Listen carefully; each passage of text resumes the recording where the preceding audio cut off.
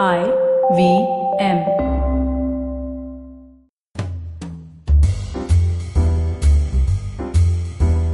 Welcome to Absolutely Right, a show designed to celebrate and decode minds of some amazing achievers. I'm your host Aditi Surana.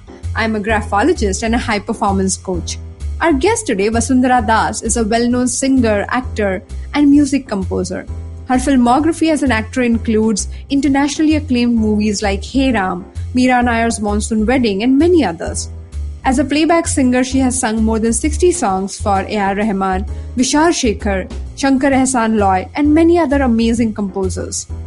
What you might not be aware of about Vasundhara's journey is that she runs a company called Drumjam with her husband and partner Roberto Narayan. They have managed to make 500,000 people experience the transformational power of music through group drumming. Over the past 10 years, they have worked with diverse communities and various leaders across sectors. You can know more about their work on drumjam.in and communitydrumjamfoundation.in. In today's conversation, while analyzing Vasundhara's handwriting, we explored many things. How does she use voice as a medium to allow people to express their hidden and unexplored emotions? How her signature reveals, what part of her signature reveals her discomfort in socially superficial situations? How Vasundhara consciously chooses her growth process by setting out uncomfortable experiments. And lastly, what can you learn about yourself from the tilt or slant of your handwriting stroke? Vasundhara will introduce us to her passionate and musical journey on the other side of this short break. Stay tuned. Hello, everybody. Welcome to another great week on the IVM Podcast Network. If you're not following us on social media, please do. We're IVM Podcast on Twitter, Facebook, and Instagram. Want to wish you all a happy Diwali. Hope you had a great festive season. It's been a great week in terms of the kinds of guests we've had and the kind of conversations we've had on the network this week. Do definitely check some of these things out. On This Round's on Me with Gauri Devidayal, she had a great conversation with Garima Arora, who's one of the best-known chefs in the world. It was just absolutely riveting. Do check that out. On States of Anarchy, Hamsini Hariharan spoke about chronicling India's different wars. Again, really interesting episode. Check that out. Ashton had a very interesting episode on his show, The Habit Coach. It was called I Don't Feel Like Doing Anything. It's about how to overcome malaise just generally, and I thought really, really interesting stuff. Kumi Veana was the guest on Cyrus Says on Monday's episode last week, and she's an educator, and my God, it was such a fascinating conversation talking about the way education functions in India and some of the changes she'd like to see. Just really, really interesting stuff. Do give that a listen. On Uncle Please Sit, Anupam Manur was there with Joel and Tushar talking about the Indian economy, part one of a two-part series. Second part will be out this week. You should definitely check that out. Lastly, I want to talk to you all about the Filter Coffee podcast. Karthik Nagarajan, who hosts that show, was on a little bit of a break. He's back with a banger of an episode. It is with Himura Maya, who used to run Landmark Stores, and they talk about the culture of bookstores and quizzing and all kinds of stuff. Really interesting conversation. Do check that out. And with that, let me get you back to your show. Hi Vasundhara, how are you doing? So we know your story as an actor, as a singer, and I was so thrilled and curious to know about your story as a drum circle facilitator. Tell us more about Drum Circle. Basically, a drum circle is a group of people that sit in a circular seating arrangement and they play drums and percussion instruments together. It's as simple as that. Then usually there is a facilitator that takes them through that journey. Yeah. Facilitates them through from them, a lot of them touching an instrument for the first time in their lives, to a point where they're all playing together and it's actually musical and rhythmical. Okay. And then by the end of it, that particular group of people comes to form a very deep and strong, a dialogue and a form of communication that isn't really using words, but isn't any less expressive than any conversation might have been. That's very so for a lot of people, they walk away from a drum circle with a lot of different things depending on where they are in their personal lives. So for example, lots of people find a sense of stress release. A lot of people find a sense of catharsis. A lot of people find deep relaxation. A lot of people just feel that they can express themselves and be creative. Because as facilitators, we try our level best to make it a non-judgmental space. So it's not exactly, a place where musicians would come and show their prowess. Rather, it's a place where anybody of any level of skill can come and express themselves. So that's more the important. That's so interesting when you say this, because for me, handwriting expresses that aspect of your deeper emotion and your connection where your body takes over, and it talks about things that otherwise you can't believe and you can't even understand. Yes. And here you are approaching the same mind-body coordination from a different perspective altogether. It's so fascinating to learn about it. In 2006, we started a company called Drumjam, which did this for corporations mainly. And then subsequently, we started a foundation called Community Drumjam Foundation, which, we've been organizing community drum circles for Bangaloreans in the center of town, free of cost. People just walk in and drum together and stuff like that. So that's been happening since 2013. And also, we've realized that a lot of populations aren't able to access those, even though the community drum circles are in a public space, accessible public space.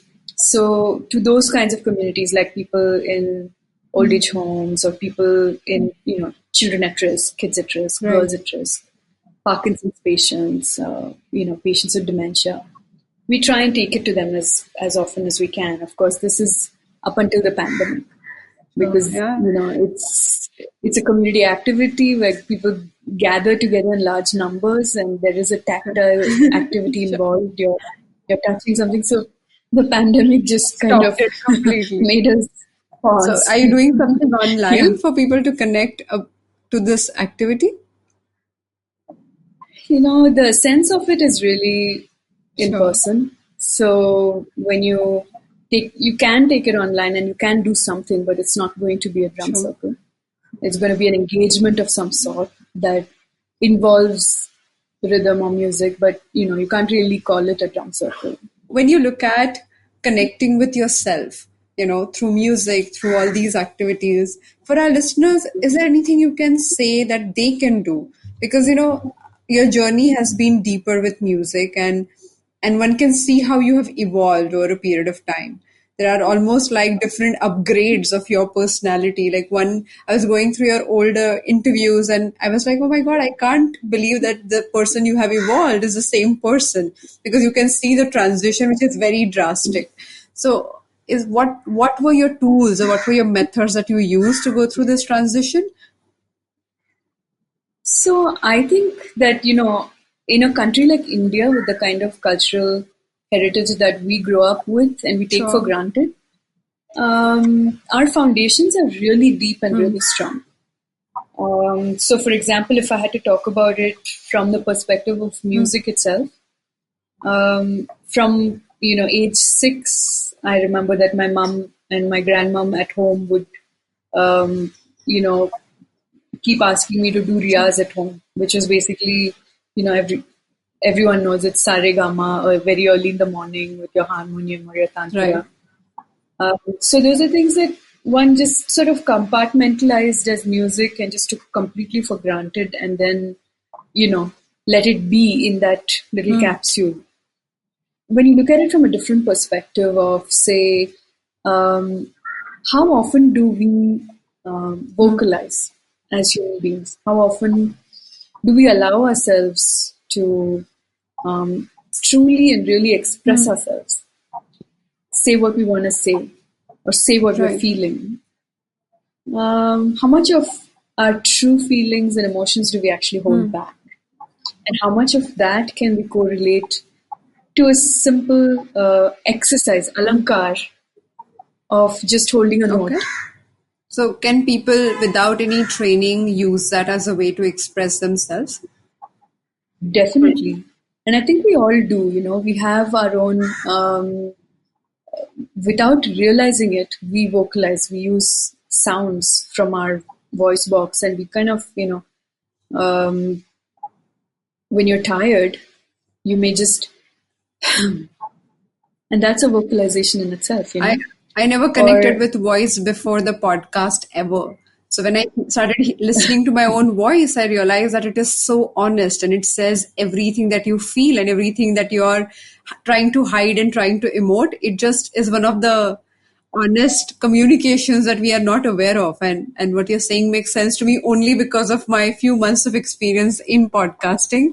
When I heard myself for the first time. That's true.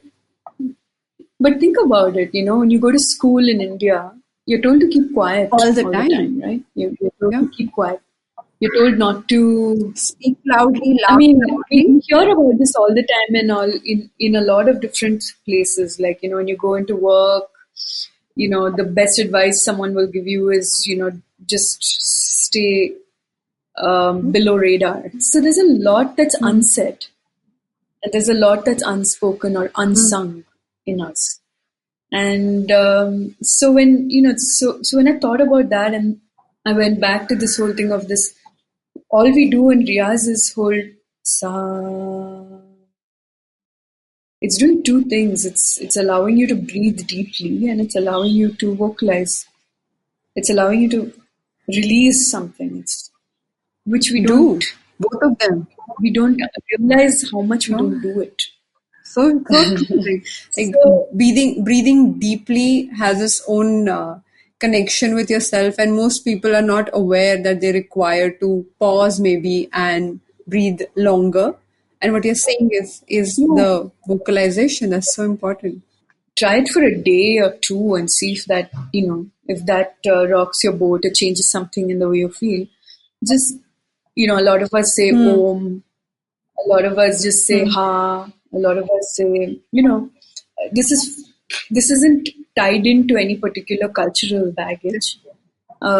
It's as universal as you can make it. So even I can't even say, okay, make this sound, or say it like this, or sing it this way. All of that is totally up to the person that wants to really just, let it out, be heard. That's so interesting. Like, we always think being heard is about my thoughts and my words and my emotions. But what you're saying is being heard is about just the voice and the physical act of the producing sound. And that by itself becomes your first major journey or step towards expression. That's brilliant. That's so wonderful to even think about. So from a perspective of yoga, we have, our chakra system, which is our energy body. So there are sounds that are associated with our energy body, with the different chakras. So it could just be that for people who believe in that philosophy. For people who are okay saying a sound like Om, it's really one of the most perfect sounds scientifically, because it's a circular sound, and it really dispels quite a lot of it recharges you in a way. The vibration of that particular sound really sort of recharges you, like you say. Or you could also say that it makes your energy body vibrate in a way that it allows for you to regenerate, like in your emotional state and things like that. So it really depends on what belief system each person has, and it's really not in my place to say one should do this or one should do that. So when we look at graphology, and I was drawing connections in my mind, because when I look at the handwriting stroke, for me it is the physical expression of the mind. So I have your handwriting sample with me, and I was looking at certain aspects. So I was looking at first, and the most important thing for me is your connection with art or music or self-expression. Now, we spoke about expression so much, but when I look at your writing, one thing that stood out is, as a person, you are an introvert. You take a lot of time. You take a lot of time before you really trust somebody to open up emotionally. So you may speak, you may communicate very clearly, but when it comes to opening up and sharing your emotional space, it has a lot to do with knowing the person, trusting the person, and it's almost like like an unknown test that the other person is subjected to. And when they they qualify and walk through 5 stages, is when you say, okay, now you qualify, so now I can open up and talk about it. What gave you that, what brought you to that So conclusion? handwriting has 800 parts. So the permutation and combination of which talks about your personality. But when it comes to expression, one of the things that we look at is the slant of the writing. So sometimes people have slant that moves towards the right, which talks about how they are expressive, they want to connect. It's almost like somebody leaning towards you. Then there's a slant which is straight, where you take time and you evaluate the situation. It's like Hindi movie Diwar, where you are like the Amitabh Bachchan in that character. He takes time, right? He's not open, he's not jumping. And then you have a slant that goes slightly backwards, which is going to the left. And that slant talks about somebody really taking time. So your handwriting moves from the left to the straight, and it is in that range. So when you see the range of writing in terms of the tilt of the writing, it talks about how you connect and how easily you open up. I found that my handwriting kind of, it goes back and forth. Depends on where I'm sitting and writing. So even if you think so, even if it goes back and forth, there's a kind of formation which is consistent. So what you think is moving, for me, it's because it's a graph. The graphology is a study of graph. So it creates a graph which shows steadier movement. So if we look at, say, an ECG reading, we would look at it as like some erratic movement. But for a doctor who understands it, it's a graph that tells him that how it works, or tells her how to interpret it. So that's what happens. If you think your handwriting is moving, it's really not moving that much. Okay. So your enthusiasm and your willingness to jump in the face of a challenge or a conflict or even a problem, adversity, is a very signature move that people who are close to you would connect to. Like if you are given a problem, you would rarely back off. You would say, okay, there's a problem, there's something for me to learn, let me jump in and figure it out. And that's so different and interesting because you see people around, they freak out when things get tougher. You come alive when things get tougher. To me, there's no, sense in backing down if there's something in your way. I don't know. It's never. So do you remember something where things were like really difficult and most people thought of giving up or quitting, and you were there looking at it as an excited child who wanted to figure it out? I would say my choice of career would pretty much signal that. But also, to go back to before, to when I was finishing my degree. And I knew my parents wanted me to do a master's degree, and they didn't really want me to lose a year or to, squander away time as they looked at it. But I remember having these long conversations, negotiations, I call them, saying I need, everything that I wanted to do has always been priority two, in comparison to whatever you guys have wanted me to do. So you need to give, in all fairness, you need to give me a year to see at least if, there's any chance of me being able to chase whatever, my dream or whatever. So that conversation, I think, happened in my final year degree. Okay.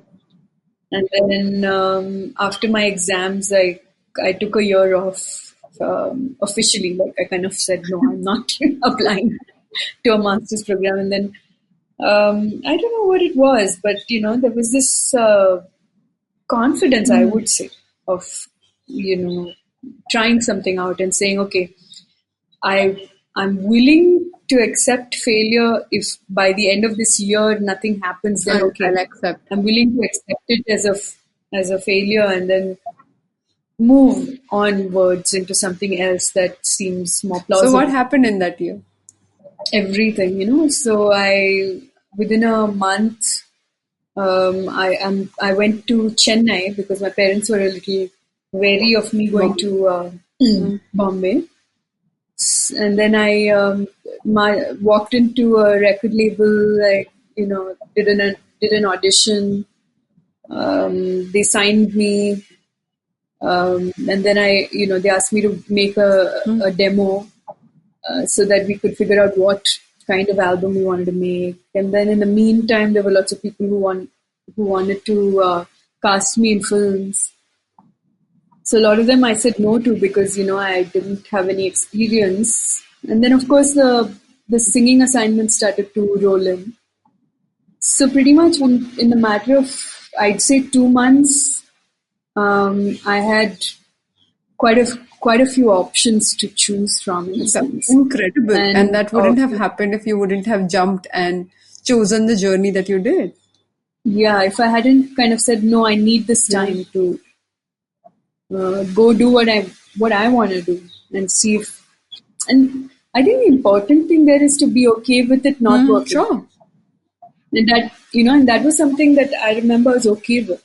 I was like, if nothing happens at the end of the year, none of us lost anything. It's just a year gone. So what you're also saying, Vasundhara, is so interesting that you're saying that, okay, that was a time, and even till date you keep doing this, that you keep trying out things that you believe in. And if they work out, if they play out, great. If they do not play out, you're okay accepting defeat. You're okay accepting the experiment has failed. But experimenting is a higher commitment than actually being result oriented.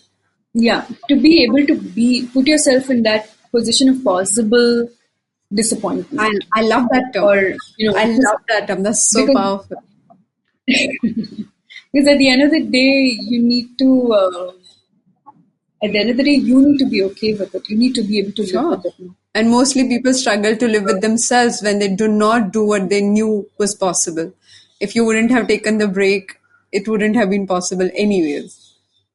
Yeah, I might have lived to regret it. That was not something that I was willing to wager. This.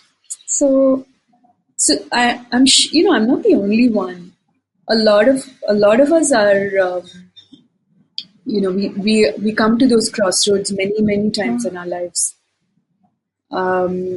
But the important thing for us to recognize is that we need to be objective in that moment. And be able to kind of say, okay, what are my boundaries here? What am I going to be okay with? What am I going to...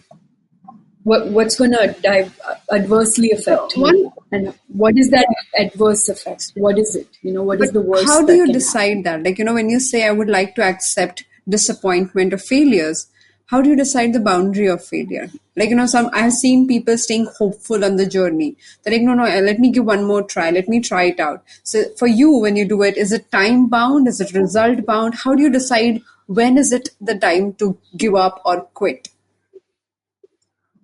So there are different things that happen for us at different times, right? At that time, when I set out to start my life or my career, I clearly had like a window of a year to come back with something that was going to be worth the shot, enough for that particular time frame. I hadn't, in my wildest dreams, I hadn't said, no, I'm going to sing a song with Rahman. I'm going to be an actress in a movie. or at an international level. It's not even like just an acting gig. Yeah. Yeah. So I didn't sort of, and to be very honest, I don't think that my wish list was really to be in any of this. Like, I didn't really walk in or walk out of my house saying, my dreams to be a playback singer. No, I wanted to sing. I wanted to be a singer. And I don't know why or how, living in India, it didn't occur to me that I should be a playback singer. To me, it's about, how memorable is your work. That's also, an equal measure of what of course, and how intense you are and how engaged you are with the activity and people around you. So we have a segment in our conversation called Autograph Please, in which I talk about your signature specifically. Now, signatures are about your public image. So handwriting talks about who you are, whereas signature talks about how people perceive you. And sometimes, all of us wear masks, and not COVID, but otherwise we wear these masks to please other people or keep it at bay. But the difference in your signature and your handwriting in a peculiar way talks about how people misunderstand you. So autograph please segment is about talking about how people misunderstand you in a way. So in your signature, the way you write the first letter V is very sharp. The bottom part of the V is very pointed, and that talks about your analytical thinking. Now, as a person, when you are in an argument, if you're getting bored in conversations, if people are doing small talks with you, your frustration shows on your face. And no matter how hard you try, you can't hide that irritation or frustration if you disagree. So because you're very logical in your thinking with people like that, they think that you are not approachable easily, which is not true.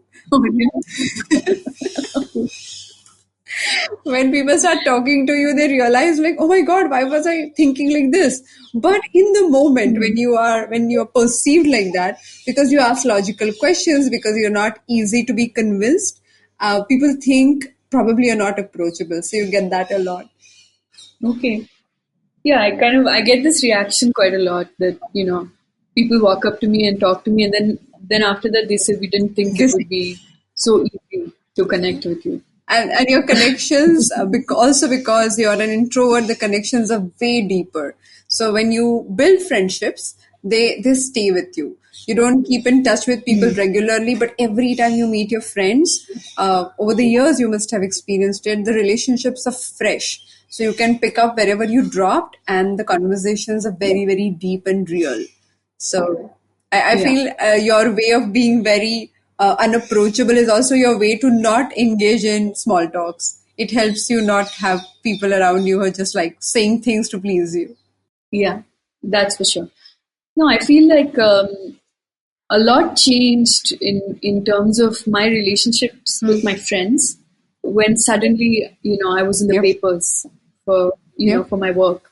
And so overnight, it dawned on me after, like, say, in a month or two after, I had started working and people had started writing about me, that suddenly I wasn't hearing from my friends anymore. They weren't calling. They thought you were now in that other category. And so, yeah, so then I remember thinking about it, and I said, okay, how would it be from their perspective, looking at all of this from the outside? And I realized that they wouldn't know that I haven't changed unless I let them know. So you reached out? So at one point, I just reached out and I called all the people that I wanted in my life, and I called up and I said, all of this might have happened, but nothing's really changed. I'm the same person, and we don't need to be any different, that kind of thing. And also, I have to say that my family was very grounded around me, and Roberto has been my best friend through it all. So he was very real with me. He would always kind of say it the way it was, and that's the person he is. So all of that kind of really helped keeping it real. And also the realization that, if you lock yourself up in an ivory tower and don't let people in, then who's losing out? Really? Is there any question that you have that is, something that is active for you, something that is, say, bothering, that is troubling, or something I can look at in your writing and talk about? I think, a lot of us go through so many different transition points in our lives. And I'm pretty certain that this particular time is a huge transition point for all of us, no matter what we do. So, maybe, do you see any of that? So I must say that in your case, transition is a way for you to be. So it's not a specific transition that is happening now.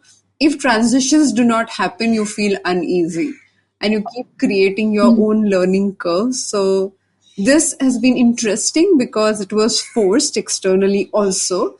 But other than that, you have always chased your own transitions. So you set out something that is uncomfortable and then you go for it. And then you set out something else and then you go for it. So you have always made choices and decisions like that. So which is very interesting to look at. Now, one of the things that I feel is you moving away from something.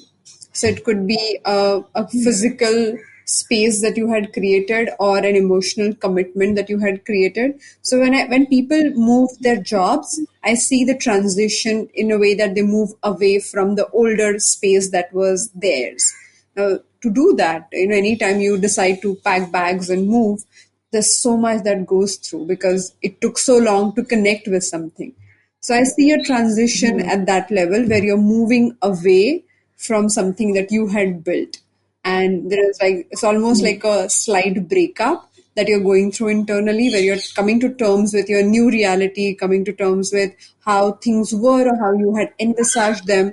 And now you say, okay, that's not happening. So I have to rebuild my connection, say with the activity, but not in the manner that I had thought about it. So that is in a way heartbreaking. So I see that transition where you are, if I may use the word, it looks to me more professional or probably in a friendship or a relationship like that, not in your personal life.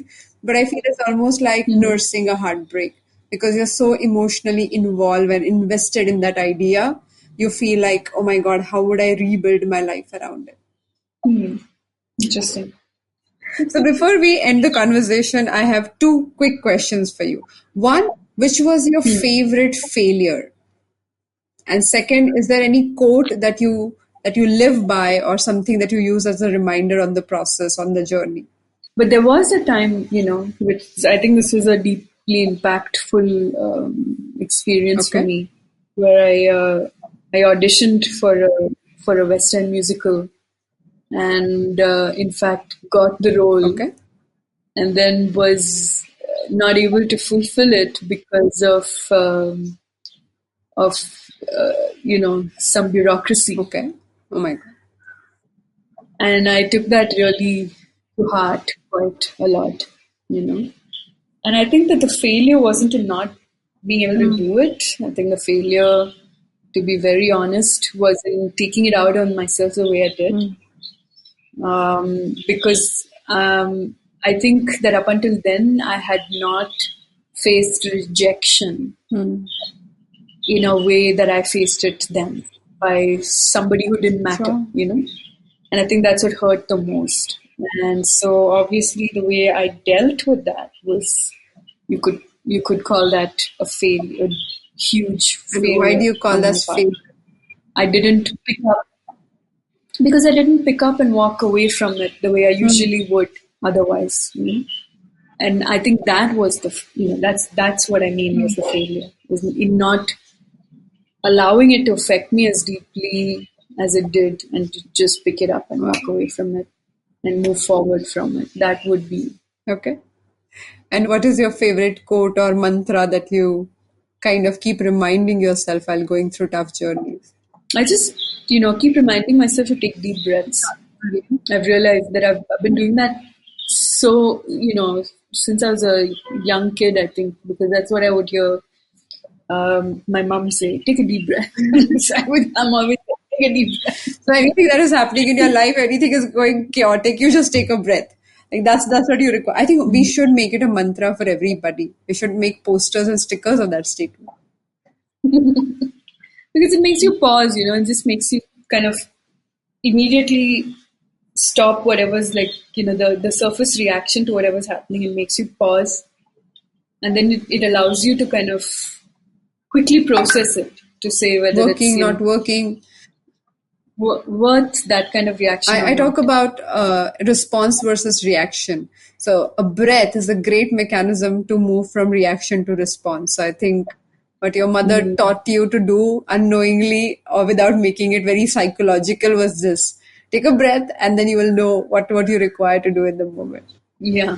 Thank you so much. This was very interesting. I think for all of us who are listening, and even for me, there were so many moments of learning new things about voice and expressing yourself and using simple tools to really, really find your own voice. So I think, thank you. Thank you so much. This was really, really great. Thank you for speaking to me. Thank you. Thank you so much for joining me on this episode of Absolutely Right. I love that part where Vasundhara decided to experiment with her life for 1 year. She said even though she had to negotiate her way with her parents and it wasn't easy, she owed it to herself. What was your favorite part? Send me your feedback and questions on my Instagram handle at Aditi Surana. We all need to weigh our options every now and then. What do you base your decisions on? Your fears, your desires, or your inspirations? I say this often. Your experience of life is not based on what you do, but how you feel when you do it. I see so many people who feel frustrated, irritated, anxious, even when they're doing the right thing. Unfortunately, they do not feel very happy about doing the right thing. Let's discuss this topic in detail on our Friday episode. Before I say goodbye, let me invite you to join me on my Instagram live every Monday at 8:30 a.m. I start my week on a calmer note with my favorite graphotherapy practice, a simple Zen doodle-like handwriting movement that takes just 12 minutes. If you want to know more about it, all the details are mentioned on my website link, aditisurana.com/Kamasutra, CALMSUTRA. If you like this podcast, then don't forget to check out other interesting podcasts on the IVM network. You can listen to us on the IVM Podcast app or ivmpodcast.com. You can also follow us on our social media. We are at IVM Podcast on Twitter, Facebook, and Instagram. Let's connect on Friday. Till then, happy writing!